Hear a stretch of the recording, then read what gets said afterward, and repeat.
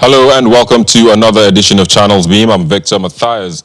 Now, the GDP numbers released by the National Bureau of Statistics didn't surprise analysts as they had expected the negative trend and predicted that Nigeria was headed towards a second recession in 5 years. However, ordinary Nigerians received the news as a shock and have since been wondering what this portends for them despite witnessing a similar situation in 2016. So today on the program, we will be looking at what this means and what can be done to keep the economy above water. But let's first take a look at what made the social media trends in the past week before we get into all of this. Nigerians have been reacting to the commencement of the MSME Survival Fund by the federal government as the country's economy slips into a second recession in 5 years. While congratulating the over 100,000 first set of beneficiaries, others are asking when theirs will be paid after being verified.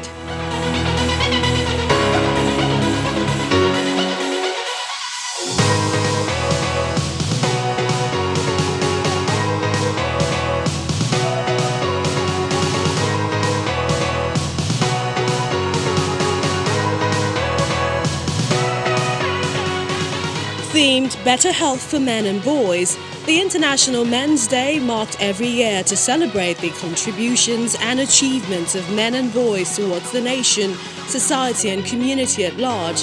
The 2020 edition, which focuses on improvement and enhancement of health and well-being of the male population across the world, also saw comparisons with the celebration of the International Women's Day.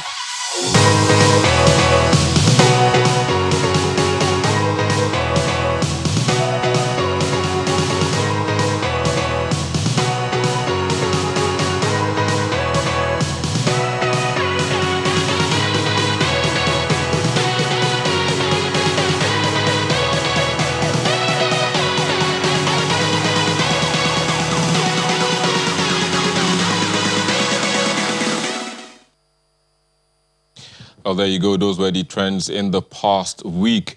But you can also be a part of the conversation from wherever you are watching around the world. Just tweet at us at Channels TV, at Channels Beam, at Victor_MBIDI, using the hashtag Channels Beam and also Recession2.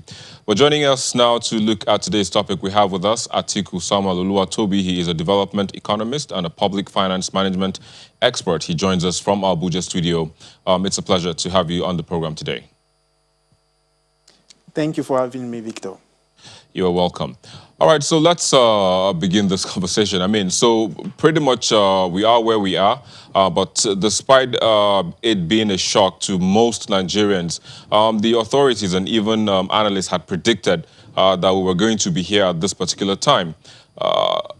Would you say that there could have been a way to avert this recession, knowing that we were heading towards that part?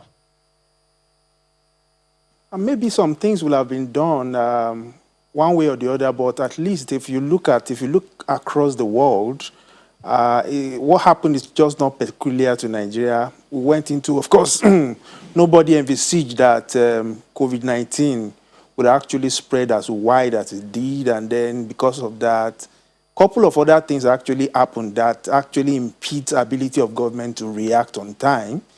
That's on one side, but on the other side also, when we look at close to home, we say, yes, maybe some things will have been done. If you look at the agricultural sector, of course, there are some classical things that we would have done that would typically have made the agricultural sector expand more. Even if we cannot, of course, we cannot predict what will happen in the oil market. We cannot control that. Of course, that's based on ability of some countries to actually buy Nigeria's crude. But there are some key things that we'll have done to actually, of course, soften and actually maybe one way or the other keep us within this, keep us at least the economy moving. But I think we missed those opportunities. I think it's important for us to just look forward. We're in recession already. We're back in it after 2016. The pains of 2016 is still very much with us, but we are in already. I think what's important is how do we get out of it. All right, so I mean, in as much as we are here already, what are those things that you think that could have been done for us to avoid where we are at the moment? I think three things. We have to take it sector by sector. For instance, if you look at the agricultural sector to start with, Not only I mean, if you look closely at what happened between January and March, we had infestation, we had issues that has to do with especially people planting corn. If you go close to Oyo State, Okiogun area, you come go close to Niger State and above, and then you look at what's happening in Niger, in Nasarawa State, we had a huge infestation. Of course, there were this army worm that was actually eating up some of our plants. And then, of course, the federal government knew about that. They did try to procure crop protection product, but by March, before the planting season could start, we went into a lockdown, and that disrupted a lot of things. Government should have actually thought it through, how they manage effectively the supply chain and ensure that farmers actually get those crop protection products. But away from agriculture, if we try to look at other sectors, the retail sector, people will look at the border closure, a lot of disruption because of insecurity, the supply chain, that impede. In fact, if you look at the retail sector, the decline started sometimes last year. People said, oh, people were not spending enough, and then a lot of complaints were actually, were going around everybody was complaining about the fact that the market was very tight. Government should have done something to actually stimulate at least consumer spending. Of course, maybe using some level of credit, or maybe find other ways to stimulate it in terms of government direct spending. In fact, the one that really came to us as a shocker is the ICT sector, the telecommunication sector. People assumed and they believe that during the lockdown, people will make more telephone calls, people were using more internet. But unfortunately, that sector was also on the decline. And that effectively showed that definitely consumer spending was depressed. And how do you get out of that? The economy is so easy. Three things actually makes an economy work: the ability for you to spend and ability for people to buy. So if you look at it, who spends? Of course, government will spend, investors will spend, that's investment, and then the consumer spends. Consumers were not spending, investors were not coming in, and government was not spending. So, of course, the downline is that if the three pillars that makes up an economy they are not spending, of course, you are not going to earn. And if you are not earning money, that impedes your ability to buy, and then the whole circle started. So this started even before the lockdown. Then the lockdown complicated issues. Recall in, I think around April, during the lockdown, the federal government did announce that they are going to reduce the size of the budget because, of course, we're looking to produce 2.2 million barrels of crude oil. We're producing about 1.8 million. I think that's around the second quarter, third quarter. So one way or the other, the price of oil actually came down. So the three pillars of government were not spending, and of course, that impedes ability of, if you are not spending, so that I don't start sounding like a broken record, if you don't spend in an economy like that the one we have now, of course, if you don't spend, the economy is going to tank, and that's where we are now. So the key question is that how do we stimulate consumer spending? How do we get investors back on the field to begin to invest? And how do government continue to spend? I think those are the three questions that government needs to immediately answer now to get us out of this doldrum before it gets worse. And it's important to quickly mention that GDP numbers are leading indicators. The implication is what is actually that should scare everybody. When we say the economy is in recession, what we are saying in essence is that we are not producing enough. So when you are not producing enough, you don't immediately start downsizing your workforce.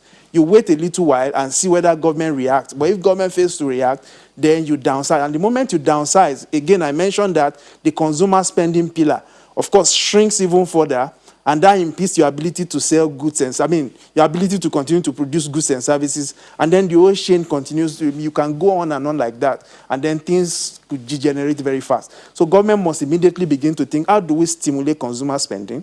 How do we get our people, our families to start spending money again? How do we get investors back on the field? And more importantly, how do government actually soak in money and push into the economy? All right. Well, from the figures that we got from the NBS, if you could see in second quarter, the contraction was by 6%, but it fell down to about 3.6% for the third quarter. Maybe perhaps there's been some confidence boosting somewhere happening that has resulted in that. And as we are moving forward now to the fourth quarter of the year, do you think that we might see lower numbers or even come out of recession? based on what you've seen in the, So in the past so few the days?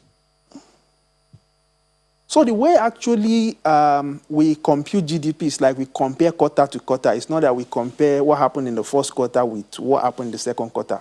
We typically compare what happened last year with what happened this year. I mean, just to break it down, a typical farmer, I like using a farmer analogy for this.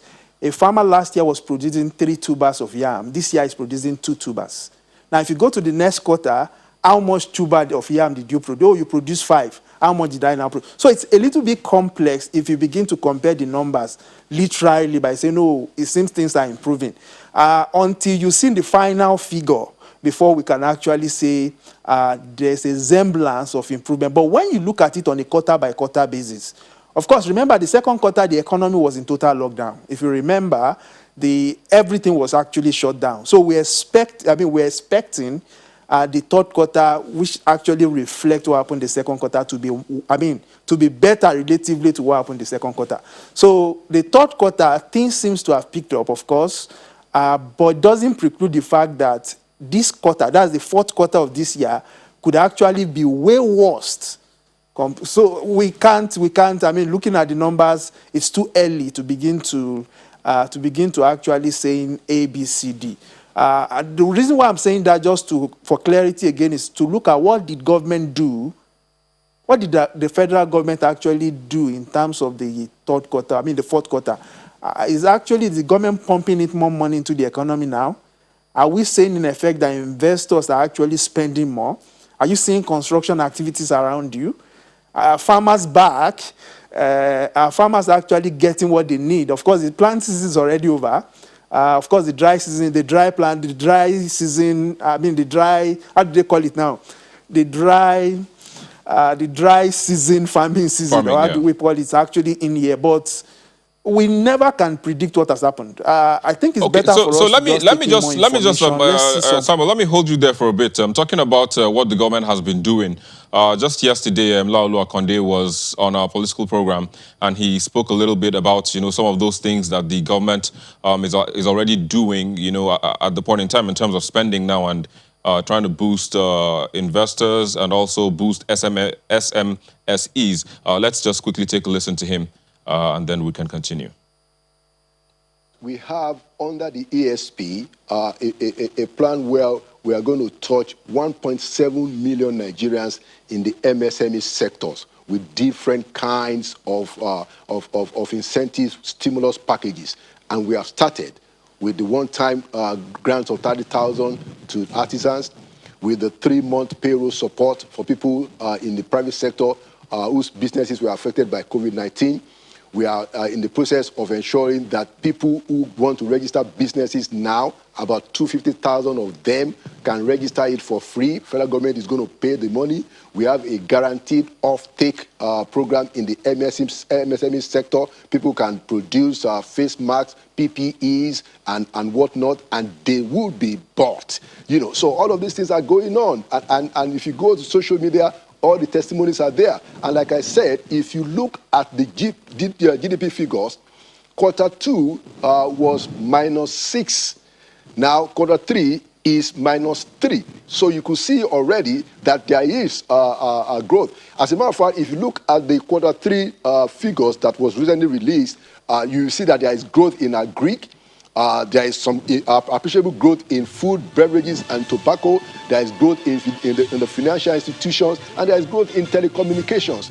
So very clearly, the Nigerian economy is going to rebound, and government will continue to work hard on this economic sustainability plan to ensure that we get Nigerians working again in different sectors, whether they are farmers. Like I said to you, we are going to be engaging 5 million. We have estimated 4 million.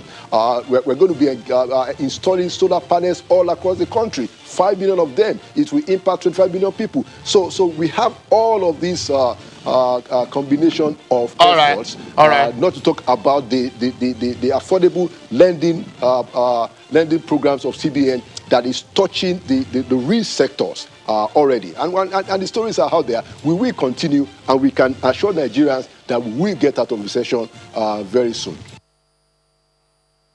Well, there you go. That was Laulu Akonde, the special advisor on media to the president in the office of the vice president, speaking on what the government has been doing to make sure that the economy bounces back. But we'll take a quick break, and when we return, of course, Samuel Atiku would respond to some of those things said by Mr. Akonde. Please stay with us.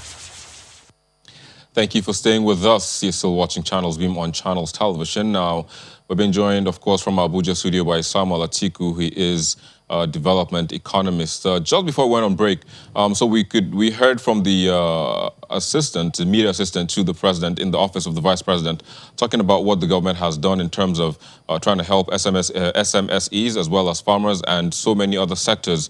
Do you think that would pay out in the long run? Well, I think it's a complicated, how will I put it now? How so? Strategy that government is adopting. Just to put it in context, we have two things that government can do. The simplest thing is that you have to spend. You have to get people spending and then people receiving. Now, it did explain some of the initiative of the monetary authority, trying to actually lend money, get people, put more money into people's hand, and hopefully push them back on the growth trajectory, get them to actually begin to impact the economy. But this is actually just the production sector. What I'm saying in essence is that if you look at the numbers closely, 2015, in Nigeria, we have close to 50 million people working full-time. Before the lockdown, that's the second quarter of this year when the last report was coming out, we had about 35 million people. Effectively meaning that you have 35 million people earning income to actually spend on the consumer's part. Now, in terms of businesses also, people were making more profit, but now they are making less profit. So let's look at it this way. You are producing more and producing more, but there's nobody to actually pick up your products. What happens to you? Of course, you start piling up inventories. And as you pile up inventories, you begin to actually slow down your production, meaning that you have to lay off some workers to actually slow down and make sure that your inventory actually enters a manageable trajectory. So what we are saying is that, yes, while the government is looking at the production side of things, it's also important to look at the consumer part of things. The consumer in Nigeria how now significantly. Sorry to butt in, Atiku. How now then do you ensure that the consumers spend if they don't have? So that's exactly where the problem lies. How do you get, that's the $1 million question, how do you get Nigerians spending money back? I think the first thing you have to do is actually look at the consumer credit bit of things. You want to look at how can you actually bail out, especially you have to look at some states that are struggling to pay salaries today. A lot of states are struggling as we speak to pay salaries. Of course, we are back to 2016. How do you bail them down? How do you ensure that these people have money to spend? You have to look at businesses that are suffering. Of course, I know the central bank is announcing almost 3 trillion naira in terms of intervention. But we struggle to understand how that actually, if you listen closely to the policies of government recently, you hardly hear them talk about incentive for people to retain and to continue to retain workers. But if you look across the globe, that becomes the core of their intervention. The more people you retain and they continue to earn salaries, of course, one way or the other, that gets the economy going. But more importantly also, I think it's important to quickly mention this. If you look at hoteliers, the people playing within the tourism sector, you look at the transportation sector, the airlines and all those things, you ask them, how much are you making in terms of comparing this quarter with last quarter? They will tell you things are terrible. If you go to the hoteliers and you tell them, are people now using your hotel money? They will tell you absolutely not. A lot of people have been laid off in that sector, but if you listen closely to intervention of government, those sectors seems not to actually, government is not addressing some of the key concerns of those sectors. Now we are dealing with almost about 13,000 subsectors, of course, depending on the way you want to classify it. And I can tell you categorically that 60%, 65% of Nigerians, businesses today run informally. And if they run informally, effectively they don't have ways of actually giving them money. We appreciate the fact that government is trying to register them for free, bring them, into more like formalize them, put them in the more formal phase. But what we are saying in essence is that the government needs to actually do more. What is important for us as economists, what we look at is how much money is the government actually injecting into the economy in terms of spending. So that one way or the other will begin to, will begin to circulate, and that impedes, affects something. So How let me much let me let investment me are let you me come in. attracting? What I'm are sorry, incentives? Lloyd. Let me come in again. Talking about putting more money into the economy. Of course, we know that there are various interventionist programs by the government. There's the CBN Anchor Borrowers Program. There's of course, the recently launched 75 billion National Youth Investment Fund as well. Then the Survival Fund, of course, which Laulu Akonde has spoken about not too long ago. Isn't this enough spending, or are you saying they should do more than they are doing at the moment? No, so those are actually not direct spending of government. Those are monetary intervention, meaning that government lends or give grants to businesses and encourage those businesses to spend. So what we are saying is that government directly spend, meaning you're spending on infrastructure. For instance, if you look at the recession, historically, if you look at recession that has happened globally, the recent one is the 2018, 2000 the subprime fiasco that happened in the US and Cascade. If you ask me, how did the US government actually get out? They came up with different initiatives. One of the funniest things they did was actually directly encourage consumers, give them more like tax incentive. Oh, take $5,000, get your car off the street, your old cars, trade in your old car. So just imagine the government actually offering to buy your car for a higher price and encourage you to pick up new cars. So those kind of things, those kind of interventions are directly tailored at stimulating spending. That is more of, so, but in terms of direct injection, what I'm saying in essence is that the federal government of Nigeria spending more on roads, to construct more roads, maybe going for social housing, doing a couple of things to actually push money into the economy. And just to put it in context, if the government today decides to spend, say, ₦1 trillion to actually fix our roads, of course, that ₦1 trillion is not going to be extinguished. All It's right. actually going into the economy, meaning that some people will have to offer their services, and that ₦1 trillion goes into people's pocket, and people begin to spend. Those are the Well, kind of direct interventions I'm talking about. all right. Let's Not hope. just giving some sets of people money, put Let's them in their hands in terms of loan, simplify things and say, okay, you can access these small loans, and then you now begin to spend. Those are actually, it takes time before those things begin to generate into positive outcomes. All right, let's hope that that happens sooner rather than later. But I'd have to say thank you for joining us today on the program and sharing your thoughts on this. Hopefully, Nigeria gets out of recession as quicker as possible. Thanks once again. Thank you, Victor, for having me. Thank you. You're welcome. Well, let's now take a look at the most viewed videos on our YouTube channel in the past week.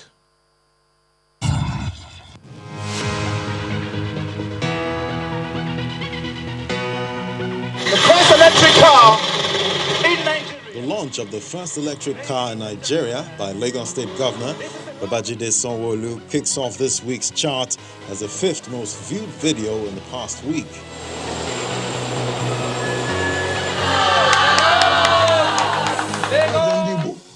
When did you consult? In 4th is the Governor of Rivers State insisting that his Ebonyi State counterpart's defection to the All Progressives Congress is because of the 2023 presidential election. Look, we are in support of Southeast producing president, which is the entitlement to say. But you cannot do it this way by saying because they have not sold it to you. Where you are going to now, has it been sold to you? You understand? So this for me, the revival of the movement of the people, led by late Afrobeat legend Fela, by his son Sheon, comes in 3rd place. The movement of the people was the political statement my father tried to make in the 70s, and they refused to register the party. That began to make his political statement at the polls. Maybe you will not see any of these faces here as candidates, because we would have politicized the Nigerian people enough. We would have woken them up enough to understand and to realize that leadership is in their own hands. Up next in 2nd is the testimony of the Nigerian Army and the Lagos State Judicial Panel of Inquiry on the Lekki shooting of October 20th. Before phase 4 is activated, the governor will have sought permission or made a few calls or transmitted a letter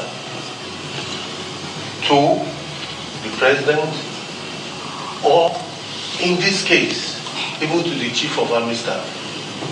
The governor indeed called even the chief of staff to the president. Thank you very much.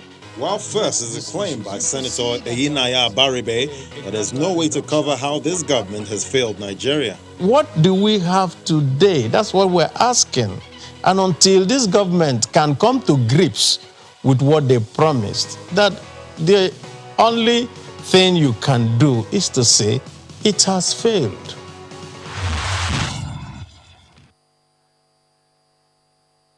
And that's the program this week. Thank you so very much for watching. I'm Victor Matthias. Bye for now.